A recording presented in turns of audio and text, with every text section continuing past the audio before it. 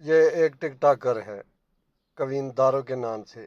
اس کی کہانی کچھ یوں ہے کہ وہ ایک نارمل فیملی سے تعلق رکھنے والی عام سی لڑکی تھی۔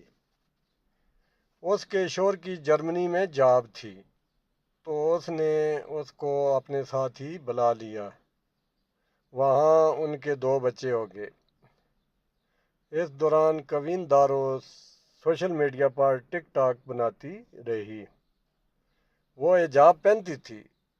اس کے شوہر نے کہا کوئی بات نہیں، ہوتا ہے، اچھی بات ہے، میں اپنی بیوی کو سپورٹ کرتا ہوں۔ پھر وہ حجاب ہی میں مگر ذرا بے باکی والے ٹک ٹاک کرنے لگی۔ شوہر نے سپورٹ کیا کہ پبلک ڈیمانڈ ہے، ٹرینڈ تو فالو کرنے پڑتے ہیں۔ شوہر نے کہا یہ بھی ہوتا ہے۔ پھر وہ ٹک ٹاک لائیو کرنے لگی اور ٹک ٹاک لائیو پر اس کی اداؤں پر لوگ اس کو گفٹ بھیجنے لگے۔ شوہر نے کہا ہوتا ہے، یہ تو اچھی بات ہے، پیسہ آ رہا ہے۔ پھر ایک بندہ کوین داروں پر لاکھوں روپے کے گفٹ پھینکنے لگا۔ ٹک ٹاک لائیو پر کوین دارو بھی اس کو خاص ادائیں دکھانے لگی۔ تب بھی اس کے شوہر نے سپورٹ کیا کہ ایسے تو فین ہوتے ہی ہیں، تو ایسا بھی ہوتا ہوگا۔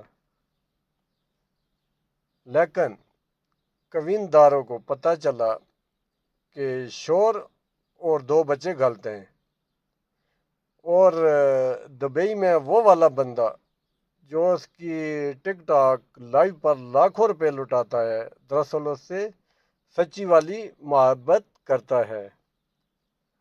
تو محبت میں کوین دارو نے پرانے شوہر اور بچوں کو چھوڑا اور دبئی اپنے سچے پیار کے پاس پہنچ گئی۔ اب کوین دارو کا شوہر ایرانی سے پوچھ رہا ہے کہ ایسا کیسے ہو سکتا ہے۔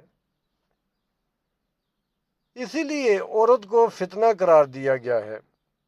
جیسے ہی وہ اپنے مرد سے آگے بڑھتی ہے، پھر وہ مرد بھی بدل لیتی ہے۔ لہذا ہر چیز کی ایک حد ہے، وہ عبور نہیں ہونی چاہیے۔